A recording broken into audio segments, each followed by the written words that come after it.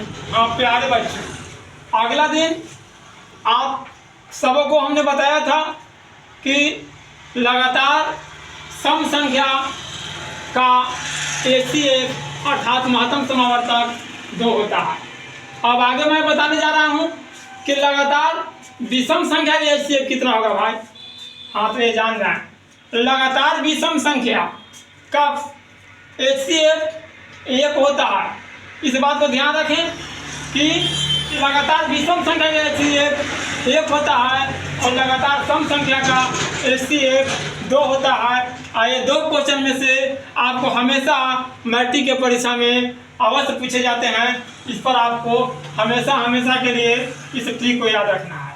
हाँ तो आगे आप जान जाएं, अगला दिन मैंने बताया था कि HCF निकालने के, महत्तम समावर्तक निकालने के कितने विधियाँ हैं। तो महत्तम समावर्तक को हम 3 विधि से निकालते हैं। वे विधि में पहला विधि का नाम है, वे है आपको विभाजन विधि, भाग विधि, विभाजन विधि, भाग विधि। हाँ तो बच्चों इस बात को ध्यान रखें, यदि आपको समझ में आता है तो अच्छे से समझें और समझ करके सब्सक्राइब करने का काम करें। जितने भी आपका साथीगण हैं उससे भी इस बात को बोलें कि आप समझ जाएं। हिंदी मीडियम से मैं पढ़ा रहा हूँ, इंग्लिश मीडियम नहीं है कि आपको समझ में नहीं आएगा। हाँ तो आगे देखें, हमने कहा पहला का नाम है विभाजन विधि, भाग विधि। क्या भाग निकालना जानते हैं? हाँ, यदि भाग निकालना जानते हैं, बहुत आसान तरीका है, एकदम आसान से भाग दे सकते हैं। जैसे आप ले लीजिए कि 6 और 8 का HCF कितना होगा। हाँ तो इसमें बड़ी संख्या में हम छोटी संख्या से भाग देते हैं। हमने देखा कि इसमें बड़ी संख्या 8 है, 8 है। हाँ तो 8 में हमने 6 से भाग दिया, एक बार लगा, एक बार के बाद शेषफल 2 आया। फिर छोटी संख्या आपको 6 था, हाँ उसमें आपको शेषफल से भाग दिया, भाग देने के बाद आपको शेषफल 0 आया। जहाँ आपको शेषफल 0 आ जाता है और जिससे वे पूरा संख्या विभाजित हो जाते हैं, आप समझ जाएं कि वही आपका HCF है, महत्तम समावर्तक है। तो आपने देखा क्या कि पूरा विभाजित करने वाले 2 संख्या है। तो हमने क्या कहा कि HCF 2 होगा। ले लीजिए दूसरा उदाहरण, मान लिया कि दूसरा उदाहरण है जो है आपको 105 और 135 का HCF क्या होगा। तो आप देखें इसमें बड़ा संख्या कौन है, आप बताएं, 105 है या 135 है।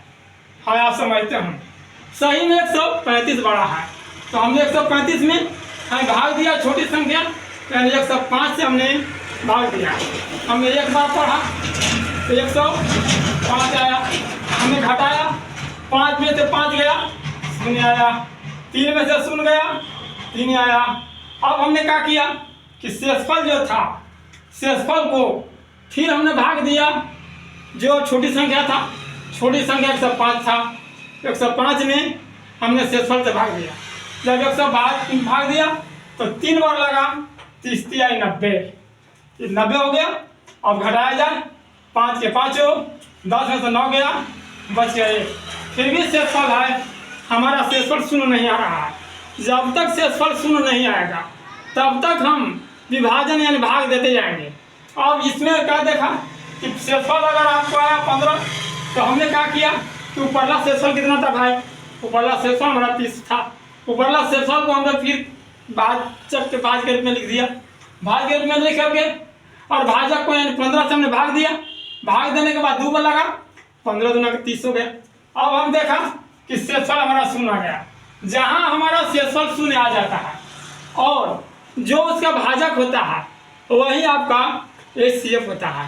तो इसका भाजक हम देख रहे हैं कि 15 है, तो इसीलिए 15 आपको HCF हो गया।